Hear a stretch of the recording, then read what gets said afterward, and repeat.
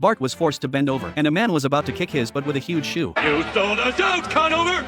Homer rushed over, pulled off the shoe from the man's foot, and immediately used it to fend off attacks from the people around. He quickly put the shoe on his own foot and even took the opportunity to kidnap the president of Australia. Now, boy, run back to the embassy! Back to American soil!